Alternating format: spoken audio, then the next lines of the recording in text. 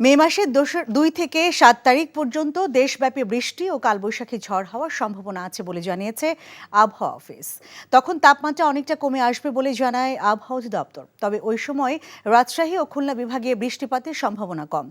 7 মে পর আবারও দেশব্যাপী বয়ে যাবে মৃদু থেকে মাঝারি তাপপ্রবাহ, যেটা বেশ কিছুদিন অব্যাহত থাকবে বলে জানান আবহাওয়াবিদ আবুল কালাম মল্লিক। আর 2রা মে পর্যন্ত চলমান তাপপ্রবাহ অব্যাহত থাকবে বলেও জানায় আবহাওয়া অধিদপ্তর।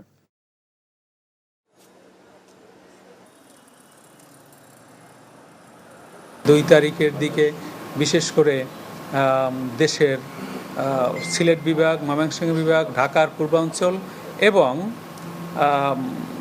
চট্টগ্রাম বিভাগ এবং বরিশাল বিভাগের কোথাও কোথাও অস্থায়ীভাবে দমকা বাতাস এবং ঝোড়ো হাওয়া সহ বৃষ্টি অথবা বজ্রসহ বৃষ্টি হতে পারে।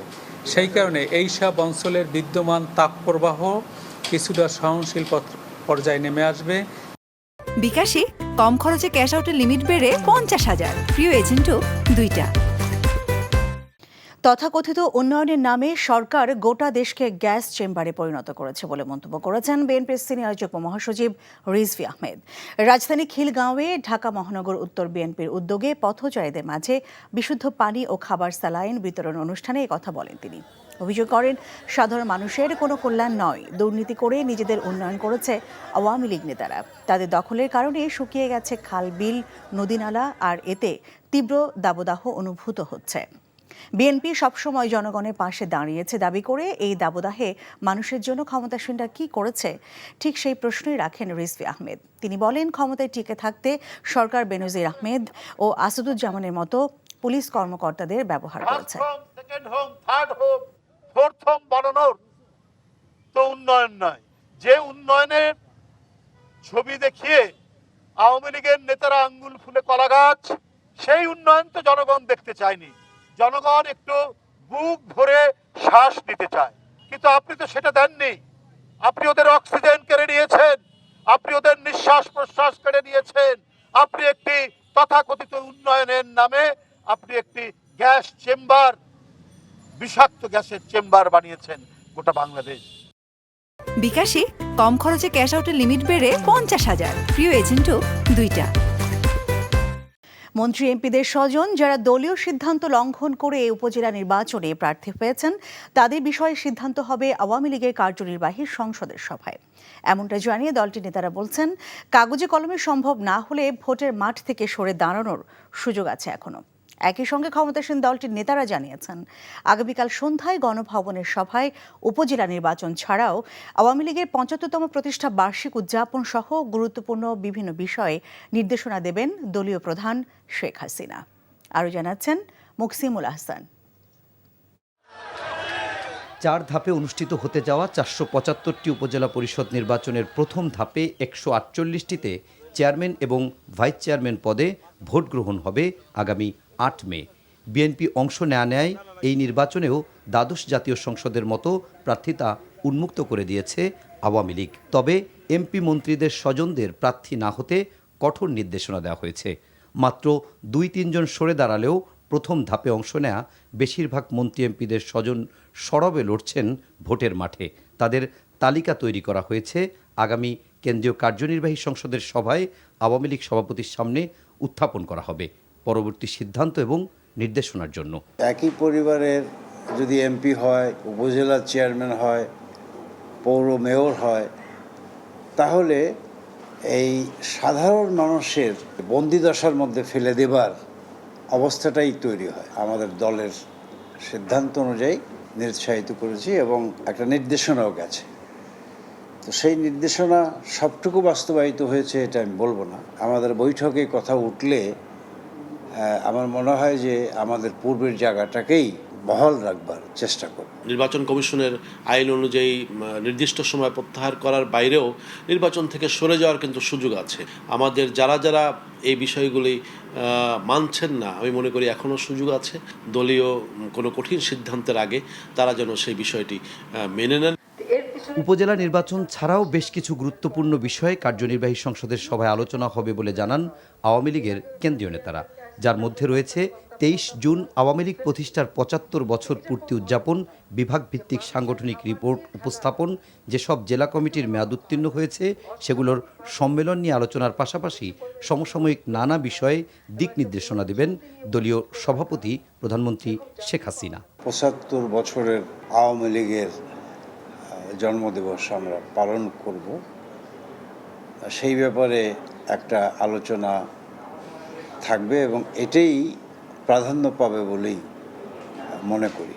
আমাদের কিছু কিছু এলাকায় নির্বাচনী কৌশলগত কারণে কিছু সমস্যা আছে, সেই সমস্যাগুলো অবশ্যই আমরা এই মিটিংয়ে আমরা উপস্থাপন করব। আমাদের সাংগঠনিক সম্পাদকরা রিপোর্টগুলো দিবেন। আবার বিএনপি জামাতের যে অপতৎপরতা রাজনীতিকে ঘিরে, সেই ব্যাপারেও সজাগ থাকার জন্য আমাদের দলীয় নির্দেশনা নেতৃপক্ষ থেকে আসবেন। 30 এপ্রিল মঙ্গলবার সন্ধ্যা 7টায় গণভবনে অনুষ্ঠিত হবে আওয়ামী লীগের কেন্দ্রীয় কার্যনির্বাহী সংসদের সভা। Muksimul Ahsan, NTV news, Dhaka. দেশে তীব্র দাবদাহের কারণে শিশু শিক্ষার্থীদের স্বাস্থ্য ও সুরক্ষা বিবেচনায় আগামী 2রা মে বৃহস্পতিবার পর্যন্ত দেশের সব প্রাথমিক বিদ্যালয় বন্ধ ঘোষণা করা হয়েছে। প্রাথমিক ও গণশিক্ষা মন্ত্রণালয়ের জ্যেষ্ঠ তথ্য কর্মকর্তা মাহবুবুর রহমান তুহিন এ তথ্য জানিয়েছেন। এদিকে শিক্ষা মন্ত্রণালয়ের তথ্য ও জনসংযোগ কর্মকর্তা এম এ খায়ের জানিয়েছেন, আবহাওয়া অধিদপ্তরের পরামর্শক্রমে খুলনা ও রাজশাহী বিভাগের সকল জেলার, ঢাকা বিভাগের ঢাকা, টাঙ্গাইল, নারায়ণগঞ্জ, মুন্সিগঞ্জ, গাজীপুর ও মানিকগঞ্জ জেলার, রংপুর বিভাগের কুড়িগ্রাম ও দিনাজপুর জেলার এবং বরিশাল বিভাগের পটুয়াখালী জেলার সকল মাধ্যমিক স্কুল, কলেজ, মাদ্রাসা ও কারিগরি শিক্ষা প্রতিষ্ঠান আগামীকাল বন্ধ থাকবে।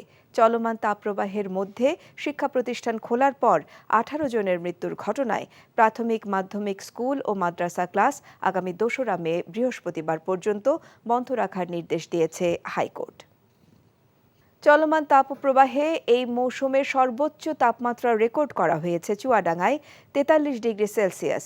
আবহাওয়া অধিদপ্তর বলছে, আগামী 2রা মে থেকে বৃষ্টিপাতের সম্ভাবনা রয়েছে। তখন তাপমাত্রা কিছুটা কমলেও 7 মের পর আবারও বাড়বে তাপমাত্রা। এদিকে দেশের বিভিন্ন জেলায় শ্রেণীকক্ষে অসুস্থ হয়ে পড়েছে শিক্ষার্থীরা। কোথাও কোথাও লোডশেডিংয়ের কারণে বেড়েছে ভোগান্তির মাত্রা। বিস্তারিত জুনায়েদ আল হাবিবের রিপোর্টে। দিন যত যাচ্ছে ততই বাড়ছে সূর্যের প্রখরতা। মাস জুড়ে চলা টানা তাপপ্রবাহে থমকে গেছে মানুষের জীবনযাত্রা। সড়ক, অফিস আদালত, এমনকি বাসাবাড়িতেও নেই স্বস্তি। চরম সংকটে নিম্নআয়ের মানুষ। প্রচুর গরম, অনেক গরম, রাতে তেমন নাই, টিপ পাই না রাস্তায়। যে গরম, মানুষ থাকাটাই অনেক কষ্ট। রাত্রি মাত্রা কম গরমে থাকা যাচ্ছে না, রাস্কে চালাতে খুব কষ্ট হতেছে আমার। এমন না করি তো সমস্যা, খাওয়া তো লাগবে। কষ্টের তাপে রৌদ্রের তাপ দূর হয়ে গেছে আমাদের থেকে, আমরা বড় কষ্টেই আছি বাবা। এদিকে বিভিন্ন জেলায় স্কুলের শ্রেণীকক্ষে অসুস্থ হয়ে পড়েছে শিক্ষার্থীরা। কোথাও কোথাও লোডশেডিংয়ের কারণে বেড়েছে ভোগান্তির মাত্রা। আবহাওয়া অধিদপ্তর বলছে, আগামী 2 মে থেকে 7 মে পর্যন্ত বৃষ্টিপাতের সম্ভাবনা রয়েছে। তারপর আবারও বাড়বে তাপপ্রবাহ। বিদ্যমান তাপপ্রবাহ 1 মে 2024 সাল পর্যন্ত অব্যাহত থাকবে। 2 তারিখের পর বৃষ্টিপাত বৃদ্ধি পাবে এবং এই বৃষ্টিপাতটা 4 থেকে 5 দিন বিচ্ছিন্নভাবে অব্যাহত থাকতে পারে। তারপর বৃষ্টিপাত থেমে গেলে ক্রমান্বয়ে আবার তাপমাত্রা বেড়ে গিয়ে আবার নতুন ধরনের স্পেলের একটি মৃদু ধরনের তাপপ্রবাহ শুরু হতে পারে। দাবদাহের কারণে হাসপাতালগুলোতে বাড়ছে রোগীদের ভিড়। চলমান সংকটে খাবার গ্রহণে সতর্ক থাকার পাশাপাশি শিশুদের বাড়তি যত্ন নেয়ার কথা বলছেন চিকিৎসকরা। জুনায়েদ আল হাবিব, এনটিভি নিউজ, ঢাকা। অনাবৃষ্টি ও প্রচণ্ড তাপপ্রবাহের কারণে মৌলভীবাজারের চা বাগানে পাতাগুলো বিবর্ণ হয়ে কুঁকড়ে যাচ্ছে। আসছে না নতুন কুড়ি।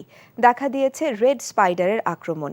কয়েকদিনের মধ্যে প্রয়োজনীয় বৃষ্টি না হলে চায়ের উৎপাদন ব্যাহত হবে বলে আশঙ্কা করছেন বাগান মালিকরা।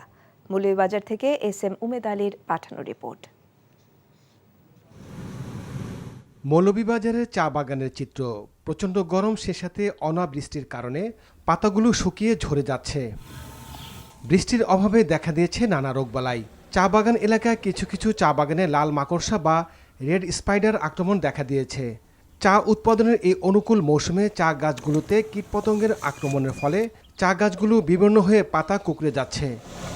নিয়মিত রাসায়নিক কীটনাশক ছিটানো হলেও তেমন কোনো কাজ হচ্ছে না, আর দাবদাহে অসুস্থ হয়ে পড়ছেন চা শ্রমিকরা। জ্বর, মাথা বেদনা, তাপ, মাথা রদে মাথা ঘুরাইতে আসে। এই গরমে তো আমরা পারতে আসি না, পাটাও কমে গেছে। প্রচুর গরমে কাজ করতে পারে না, ছায়া কম, আর ওই যে রোগবালাই আছে, পাতির গুণগত মান ঠিক নাই। প্রকৃতির এমন রুদ্র আচরণ আরও কয়েকদিন থাকলে চায়ের উৎপাদন হ্রাস পাবে বলে জানালেন চা বাগান মালিকরা। ইরিগেশনও যদি করি তাহলে বৃষ্টির মতো ফল পাওয়া যাবে না, হয়তো গাছকে বাঁচিয়ে রাখা যায়। তাছাড়া ওই ড্রাউটের ফলে গাছের অসুখ বিসুখ বেড়ে গেছে, পেস্টিসাইড যেমন বিশেষ করে রেড স্পাইডারে গাছগুলো লাল হয়ে যাচ্ছে। দেশের 168টি চা বাগানের মধ্যে 92টি চা বাগান রয়েছে মৌলভীবাজার জেলায়। বর্তমানে মৌলভীবাজার অঞ্চলে 35 থেকে 38 ডিগ্রি সেলসিয়াসের মধ্যে তাপমাত্রা ওঠানামা করছে। চা সংশ্লিষ্টরা বলছেন, ভালো মানের চা উৎপাদনে চায়ের গাছ তাপ সহ্য করতে পারে সর্বোচ্চ 26 থেকে 29 degree Celsius. NTV news desk. নাটোরের বড়াই গ্রামে প্রতিবন্ধী যুবতী ধর্ষণের অভিযোগে শিশু আইনে 3 কিশোরকে 10 বছর করে আটকাদেশ দিয়েছে আদালত। দুপুরে নাটোরের নারী ও শিশু নির্যাতন দমন ট্রাইব্যুনালের বিচারক মোহাম্মদ আব্দুর রহিম আসামিদের উপস্থিতিতে এ রায় দেন। 2020 সালের 20 মার্চ বড়াইগ্রাম উপজেলার রাজেন্দ্রপুর খালে মাছ ধরার সময় মানসিক প্রতিবন্ধী এক যুবতীকে তুলে নিয়ে ধর্ষণ করে ওই 3 কিশোর। এ সময় ওই যুবতীর কান্নায় স্থানীয় লোকজন এগিয়ে এলে পালিয়ে যায় তারা। এই ঘটনায় মামলা হলে ওই 3 কিশোরকে আটক করে পুলিশ। পরে তারা ধর্ষণের কথা স্বীকার করে জবানবন্দি দেয়। নোয়াখালীর সোনাইমুড়ি উপজেলার ওয়াসেকপুর গ্রামে নতুন গ্যাস কূপের আনুষ্ঠানিক খনন কাজের উদ্বোধন করেছে বাপেক্স। বেলা 11:30টার দিকে কূপটি খনন কাজ শুরু করা হয়। বাপেক্স কর্মকর্তারা বলছেন, বেগমগঞ্জ 4 উন্নয়ন কূপ খনন প্রকল্পের আওতায় এই খনন করা হচ্ছে। বাপেক্সের প্রকৌশলী এবং শ্রমিক সহ 2 শতাধিক ব্যক্তি এই খনন কাজের সঙ্গে যুক্ত রয়েছেন। এর আগে 22 এপ্রিল কূপ খননের স্থানে ড্রিলিং রিগ স্থাপন করা হয়েছে। 120 দিন চলবে এই খনন কাজ। খনন শেষে প্রতিটি জোন থেকে প্রতিদিন গড়ে 10 মিলিয়ন ঘনফুট গ্যাস উত্তোলনের আশা করা হচ্ছে। উত্তোলন করা গ্যাস জাতীয় গ্রিডে সরবরাহ করা হবে। আমরা অতি শীঘ্রই এখান থেকে ড্রিলিং শেষ করে ইনশাআল্লাহ গ্যাস পাবো বলে আশা করতেছি, এবং এখান থেকে গ্যাস পাওয়া গেলে কমপক্ষে মোটামুটি আমরা দৈনিক 10 মিলিয়ন ঘনফিট গ্যাস আমরা জাতীয় গ্রিডে যোগ দিতে পারি। প্রার্থীদের আচরণবিধি মেনে ভোটারদের ভোট কেন্দ্রে আনার পরিবেশ সৃষ্টি করার আহ্বান জানিয়েছেন নির্বাচন কমিশনার রাশেদা সুলতানা। সকালে ঠাকুরগাঁও জেলা প্রশাসকের সম্মেলন কক্ষে উপজেলা পরিষদ নির্বাচনের প্রতিদ্বন্দ্বী প্রার্থীদের সাথে মতবিনিময় সভায় এসব কথা বলেন। ইসি বলেন, সুষ্ঠু, অবাধ, নিরপেক্ষ নির্বাচন উপহার দিতে আইনশৃঙ্খলা বাহিনীর সদস্যদের সকল প্রার্থীকে সমান চোখে দেখার নির্দেশনা দেন। সেই সাথে সংবাদ মাধ্যমকে বস্তুনিষ্ঠ সংবাদ পরিবেশনের আহ্বান জানান। সভায় জেলা প্রশাসক সহ বিভিন্ন দপ্তরের প্রধানগণ উপস্থিত ছিলেন। ভোটারদের উপস্থিতি, ভোটারদের আনা, তাদের ভোটাধিকারটা প্রয়োগ করার পরিবেশ দেওয়া, এটাও কিন্তু অত্যন্ত জরুরি, এবং এটা আপনাদের সবার সহযোগিতা ছাড়া কিন্তু নির্বাচন কমিশন একা পারবে না। কমিশনের বার্তা একটাই, আমরা একটা ভালো, সুষ্ঠু, সুন্দর, অবাধ, নিরপেক্ষ, উৎসবমুখর পরিবেশ ইলেকশন করতে চাই। তীব্র গরমেও গত নির্বাচনে ভোটার উপস্থিতি অনেক বেশি ছিল উল্লেখ করে নির্বাচন কমিশনার মোহাম্মদ আলমগীর বলেছেন, ভোটারদের মাঝে আস্থা ফিরেছে। এবারের উপজেলা নির্বাচনেও ভোটাররা গরমকে উপেক্ষা করে ভোট দেবেন। সকালে রাজবাড়ী জেলা প্রশাসনের সম্মেলন কক্ষে ষষ্ঠ উপজেলা পরিষদ সাধারণ নির্বাচন উপলক্ষে নির্বাচন সংশ্লিষ্ট ব্যক্তিদের সাথে মতবিনিময় সভার আগে সাংবাদিকদের প্রশ্নের জবাবে তিনি এসব কথা বলেন। অন্যদিকে চুয়াডাঙ্গায় উপজেলা নির্বাচন বিষয়ে মতবিনিময় সভায় নির্বাচন কমিশনার আহসান হাবিব খান বলেন, কেউ যদি নির্বাচনে বাধা দেয়, প্রয়োজনে তাদের প্রার্থিতা বাতিল করা হবে। সকালে এক অনুষ্ঠানে নির্বাচন কমিশনার কথা বলেন। লক্ষ্মীপুর সদর উপজেলার তেওয়ারীগঞ্জ ইউনিয়নে নির্বাচনের ফলাফল ঘোষণার পর হামলা চালিয়ে পুলিশের গাড়ি ভাঙচুর ও দায়িত্বরত কাজে বাধা দেওয়ার ঘটনায় নবনির্বাচিত চেয়ারম্যান ওমর ফারুক ইবনে হুসাইন ভুলু এবং নাজিম উদ্দিন নামে একজনকে গ্রেপ্তার দেখানো হয়েছে। পুলিশ জানায়, পুলিশের গাড়ি ভাঙচুরের ঘটনায় সকালে সদর মডেল থানার উপপরিদর্শক মোহাম্মদ কাউসার বাদী হয়ে অজ্ঞাত 400 থেকে 500 জনকে আসামি করে মামলা দায়ের করেন। এছাড়া দায়িত্বরত কাজে বাধা দেয়ায় ভুলুসহ 11 জনের নাম উল্লেখ ও অজ্ঞাত 4 থেকে 500 জনকে আসামি করে থানার উপপরিদর্শক জালাল উদ্দিন বাদী হয়ে মামলা দায়ের করেন। কক্সবাজারের টেকনাফে শুরু হয়েছে আধুনিক প্রযুক্তিতে কোরাল মাছের চাষ। মৎস্য অধিদপ্তরের কারিগরি সহায়তায় টেকনাফের ঝিমংখালী এলাকার বেসরকারি প্রতিষ্ঠান এটিআই অ্যাকোয়া ফার্ম কোরাল চাষের পাইলটিং প্রকল্প শুরু করেছে। টেকনাফের কোরাল মাছের এই পাইলটিং প্রকল্প পরিদর্শন করেছেন মৎস্য ও প্রাণী সম্পদ মন্ত্রণালয়ের সচিব মোহাম্মদ সেলিম উদ্দিন সহ মন্ত্রণালয়ের ঊর্ধ্বতন কর্মকর্তারা। এ সময় আনুষ্ঠানিকভাবে কোরাল মাছ চাষের এই প্রকল্পের উদ্বোধন করেন তারা। আগামী 1 জুন ওয়েস্ট ইন্ডিজ এবং যুক্তরাষ্ট্রের মাটিতে বসছে নবম টি-20 বিশ্বকাপের আসর। তবে বিসিবি সভাপতি মনে করছেন, চ্যাম্পিয়ন নয়, সেমিফাইনালে যাওয়াই মূল লক্ষ্য হওয়া উচিত দলটির। এনটিভির সাথে একান্ত আলাপে সমসাময়িক আরও নানা বিষয়ে কথা বলেছেন তিনি। জায়েদ আনসারের ক্যামেরায় আরও জানাচ্ছেন জাহিদুর রহমান। সাফারে পক্ষাঘাতগ্রস্তদের পুনর্বাসন কেন্দ্র সিআরপিতে প্রতিবন্ধী ব্যক্তিদের একীভূত ক্রীড়া ও প্রশিক্ষণ কার্যক্রম পরিদর্শনে যান 3 বারের মতো বিসিবির দায়িত্বে থাকা যুব ক্রীড়ামন্ত্রী নাজমুল হাসান পাপন। সেখানে এনটিভির সাথে একান্ত আলাপচারিতায় উঠে আসে বিশ্বকাপে বাংলাদেশ দলের সম্ভাবনার কথা। এখন পর্যন্ত ওয়ার্ল্ড কাপ এক্সপিরিয়েন্স খুবই খারাপ। কোয়ার্টার ফাইনাল পর্যন্ত আমরা হাইয়েস্ট গিয়েছিলাম। আমাদের এখন টার্গেট হচ্ছে সেমিফাইনালে যাওয়া। যদি আমাকে জিজ্ঞেস করেন, আমি বলবো না, আমাদের টিম ওয়ার্ল্ড চ্যাম্পিয়নের মতো এখনো হয়নি ডেফিনেটলি, কারণ আমাদের যেই ফ্যাসিলিটিসগুলো দেওয়া দরকার আমরা সেই ফ্যাসিলিটিসগুলো দেই না। ওয়েস্ট ইন্ডিজ ও শ্রীলঙ্কার উদাহরণ দিয়ে একে একে খেলোয়াড়দের মাঠ ছেড়ে যাওয়ায় সৃষ্ট শূন্যতা যে ভোগাচ্ছে সেটাও স্মরণ করিয়ে দেন তিনি। মাশরাফির পর বিশ্বসেরা অলরাউন্ডার সাকিব, তামিম, মুশফিক, রিয়াদকে মাঠে পাওয়া যাবে বড় জোর 1 বছর, তেমনটিও শঙ্কা মন্ত্রীর। তামিম, মুশফিক, আমাদের এখন টি-20 আছে, টি-20তে নাই। রিয়াদ টেস্ট ছেড়ে দিয়েছে। মাশরাফি যখন রাজনীতিতে আসলো তখন তার রিটায়ারমেন্টের সময়, অলরেডি সে খেলায় আছে নাই এমন অবস্থা। সাকিব, তামিম, মুশফিক, রিয়াদ, আমাকে যদি জিজ্ঞেস করেন বড় জোর আর 1 বছর, এই বছর আর সামনের বছর বড় জোর, তারপর ইচ্ছা করলেও তারা হয়তো পারবে না। বাংলাদেশ টি-20 বিশ্বকাপের আগে একটি দ্বিপক্ষীয় সিরিজ খেলবে স্বাগতিক যুক্তরাষ্ট্রের বিপক্ষে। Zahidur Rahman, NTV news, Savar, Dhaka.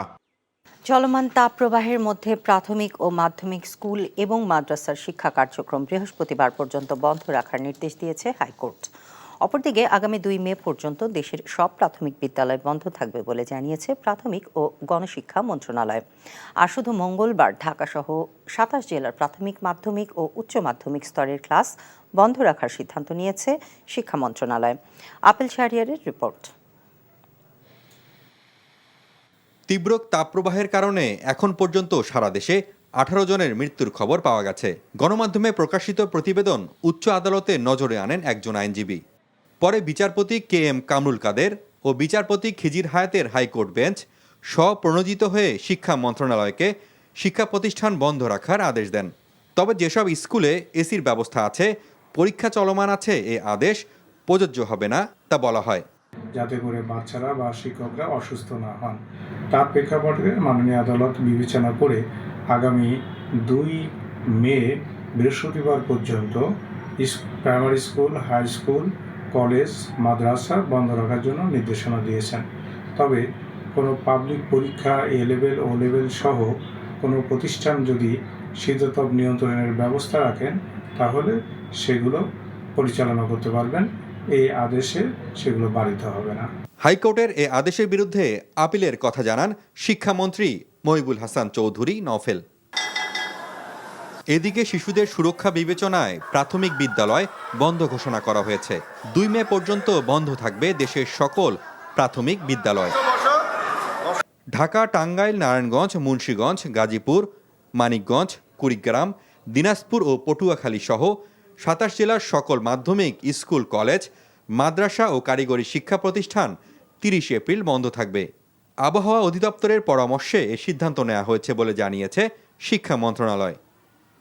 Apple Shahriar, NTV news, Dhaka. তীব্র তাপ প্রবাহে অতিষ্ঠ ছিল এশিয়ার অন্যান্য দেশের মানুষও। প্রতিবেশী দেশ ভারতের অন্ধ্রপ্রদেশে সোমবার সর্বোচ্চ তাপমাত্রা রেকর্ড করা হয় ৪৪ ডিগ্রি সেলসিয়াস। কলকাতায় তাপমাত্রা ওঠে ৪৩ ডিগ্রিতে, আরেক প্রতিবেশী দেশ মিয়ানমারে পারদ ওঠে ৪৪ ডিগ্রিতে। সোমবার দক্ষিণ এশিয়ার দেশ পাকিস্তানে ৩৮, নেপালে ৩৯ আর মালদ্বীপে ছিল ৩১ ডিগ্রি সেলসিয়াস। অন্যদিকে থাইল্যান্ডে ৪৩ ডিগ্রি আর সিঙ্গাপুরে রেকর্ড করা হয় ৩১ ডিগ্রি সেলসিয়াস। দক্ষিণ পূর্ব এশিয়ার দেশ ক্যাম্বোডিয়ায় তাপমাত্রা ছিল ৩৮ ডিগ্রি সেলসিয়াস। তবে সোমবার কিছুটা কম ছিল আফগানিস্তান এবং শ্রীলঙ্কার তাপমাত্রা। এদিন আফগানিস্তানে ২১ আর শ্রীলঙ্কায় ছিল ২৬ ডিগ্রি সেলসিয়াস। থাইল্যান্ডে ৬ দিনের সফর শেষে দেশে ফিরেছেন প্রধানমন্ত্রী শেখ হাসিনা। সকাল ১১টার কিছু পরে বিমান বাংলাদেশ এয়ারলাইন্সের একটি ভিভিআইপি ফ্লাইট প্রধানমন্ত্রী ও তার সফরসঙ্গীদের নিয়ে ঢাকার হজরত শাহজালাল আন্তর্জাতিক বিমানবন্দরে অবতরণ করে। এ সময় প্রধানমন্ত্রীকে স্বাগত জানান আওয়ামী লীগ সাধারণ সম্পাদক ওবায়দুল কাদের সহ মন্ত্রিপরিষদের সদস্য এবং আওয়ামী লীগের কেন্দ্রীয় নেতৃবৃন্দ। সফরে বাংলাদেশ ও থাইল্যান্ডের প্রধানমন্ত্রীর উপস্থিতিতে দুই দেশের মধ্যে ভিসা অব্যাহতি, জ্বালানি, পর্যটন ও শুল্ক সংক্রান্ত বিষয়ে সহযোগিতা এবং মুক্ত বাণিজ্য চুক্তির আলোচনার বিষয়ে ৫টি দ্বিপাক্ষিক নথি সই হয়। সেখানে থাই প্রধানমন্ত্রী থাভিসিনের দেওয়া মধ্যাহ্নভোজ সভায় শেখ হাসিনা তার এই সফরকে দুই দেশের দ্বিপাক্ষিক সম্পর্কের একটি মাইল ফলক হিসেবে অভিহিত করেন। বিএনপি নিজেদের অস্তিত্ব রক্ষায় সবসময় মিথ্যা, বানোয়াট ও রাজনৈতিকভাবে উদ্দেশ্য প্রণোদিত বক্তব্য উপস্থাপনের মাধ্যমে রাজনীতিতে কৃত্রিম সংকট তৈরির অপচেষ্টা চালাচ্ছে বলে অভিযোগ করেছেন আওয়ামী লীগ সাধারণ সম্পাদক ওবায়দুল কাদের। আজ গণমাধ্যমে পাঠানো এক বিবৃতিতে তিনি এরকম অভিযোগ করেন। গণমাধ্যমে প্রকাশিত বিএনপি মহাসচিব মির্জা ফখরুল ইসলাম আলমগীরের এক বিবৃতির প্রতিবাদে এই বিবৃতি দেন কাদের। তিনি বলেন, জনগণের জন্য রাজনৈতিক কোনো কর্মসূচি দেওয়ার ব্যর্থতা ঢাকতেই বিএনপি মিথ্যা ও ভিত্তিহীন গল্পের এই অপকৌশল নিয়েছে। বিরোধী দল নয়, বরং রাষ্ট্রবিরোধী কর্মকাণ্ড নিয়ন্ত্রণে সরকারকে কাজ করতে হয়। এ বিষয়টি বিএনপি নেতাদের অনুধাবন করার আহ্বান জানান আওয়ামী লীগ সাধারণ সম্পাদক। এজন্য নিজেদের নেতাকর্মীদের রাষ্ট্রবিরোধী ও সন্ত্রাসী কর্মকাণ্ড থেকে নিবৃত্ত থাকাটাই বিএনপির জন্য শ্রেয় বলেও উল্লেখ করেন তিনি। অবৈধ ক্ষমতা টিকিয়ে রাখতে বিরোধী দল ও মতের মানুষের ওপর সরকার দমন পীড়নের খড়গ নামিয়ে এনেছে বলে অভিযোগ করেছেন বিএনপি মহাসচিব মির্জা ফখরুল ইসলাম আলমগীর। যুবদলের সভাপতি সুলতান সালাউদ্দিন টুকুকে কারাগারে পাঠানো ও দলের আরও কয়েকজনের জামিন না মঞ্জুরের প্রতিবাদ জানিয়ে এক বিবৃতিতে তিনি বলেন, ৭ জানুয়ারি নির্বাচনের মাধ্যমে ক্ষমতায় এসে শাসক গোষ্ঠী আরও বেশি বেপরোয়া, কর্তৃত্ববাদী ও জুলুমবাজ হয়ে উঠেছে। মির্জা ফখরুল অভিযোগ করেন, বিরোধী নেতাকর্মীদের কারাগারে পাঠানোর মাধ্যমে পুরো দেশকে বন্দিশালা বানানো হয়েছে। তিনি বলেন, বর্তমানে দেশ থেকে আইনের শাসন ও সুশাসন উধাও হয়ে গেছে, তাই গণতন্ত্রের জন্য আন্দোলনরত নেতাকর্মীরা ন্যায় বিচার থেকে বঞ্চিত হচ্ছেন। টুকুসহ বন্দী নেতাকর্মীদের মুক্তির দাবিও জানান বিএনপি মহাসচিব। দেশে বৈদেশিক মুদ্রার রিজার্ভ, রাজস্ব আয়, মুদ্রাস্ফীতির অবস্থা ও বৈদেশিক মুদ্রার বিনিময় হার সহ অর্থনীতির বিভিন্ন বিষয়ে আন্তর্জাতিক মুদ্রা তহবিল IMF এর প্রতিনিধি দল বাংলাদেশ ব্যাংকের কাছে তথ্য চেয়েছে বলে জানিয়েছেন কেন্দ্রীয় ব্যাংকের মুখপাত্র মোহাম্মদ মিসবাউল হক। বাজেটের আগে ঋণের শর্ত পূরণের অগ্রগতি জানতে বাংলাদেশে অবস্থানরত IMF এর বিশেষ প্রতিনিধি দলের সাথে কেন্দ্রীয় ব্যাংকের গভর্নর আব্দুর রউফ তালুকদার সহ কর্মকর্তাদের বৈঠকে এসব বিষয়ে আলোচনা হয়েছে বলে জানিয়েছেন মুখপাত্র। তিনি বলেন, গত ২৪ এপ্রিল থেকে আন্তর্জাতিক মুদ্রা তহবিলের প্রতিনিধিদের সাথে আলোচনা শুরু হয়েছে। মিসবাউল হক বলেন, আগামী ৮ মে প্রতিনিধি দল বাংলাদেশের অর্থনীতির বিষয়ে তাদের মন্তব্য জানাবে। এছাড়া বৈঠকে জলবায়ু পরিবর্তনে অর্থনীতির উপর প্রভাব বিষয়ে বাংলাদেশ ব্যাংকের কাছে ফ্রেমওয়ার্ক চেয়েছে IMF প্রতিনিধি দল। এক্সচেঞ্জ রেট, আপনার রিজার্ভ, আপনার ম্যাক্রোইকোনমিক রেভিনিউ কালেকশন, এই সব বিষয়েই তারা কথা বলছেন এবং তারা তথ্য কালেক্ট করছেন। এই তথ্য কালেক্ট করে ওনারা ওনাদের প্রতিবেদন কমপ্লিট করার পরে আবার যখন ৮ তারিখে আপনারা জানেন যে আমাদের প্রেজেন্টেশন আছে, তখন তারা এই বিষয়গুলো অফিসিয়াল বক্তব্য। বাংলাদেশের অর্থনীতিতে শৃঙ্খলা ফেরাতে সবার আগে ব্যাংকিং খাতে সুশাসন নিশ্চিতের তাগিদ দিয়েছে এশিয়ান ডেভেলপমেন্ট ব্যাংক ADB। একই সাথে কর ব্যবস্থায় সংস্কার এগিয়ে নেওয়ার পাশাপাশি সরকারি ক্রয়ে স্বচ্ছতা নিশ্চিতের পরামর্শ সংস্থাটির। ঢাকায় MCCI আয়োজিত অনুষ্ঠানে বাংলাদেশে নিযুক্ত ADBর কান্ট্রি ডিরেক্টর এডিমান গিন্টিং মূল্যস্ফীতি নিয়ন্ত্রণে সরকারকে কার্যকর পদক্ষেপ নেওয়ারও তাগিদ দেন। হাসানুল শাওনের report. Metropolitan chamber of commerce and ইন্ডাস্ট্রির লাঞ্চন মিটিংয়ে অতিথি ছিলেন বাংলাদেশে নিযুক্ত ADBর কান্ট্রি ডিরেক্টর এডিমন গিন্টিং। বাংলাদেশের অর্থনৈতিক পর্যালোচনায় তিনি বলেন, বৈশ্বিক নানা চাপে থাকা অর্থনীতিকে পুনরুদ্ধারে আর্থিক খাতে সুশাসন নিশ্চিত করা জরুরি।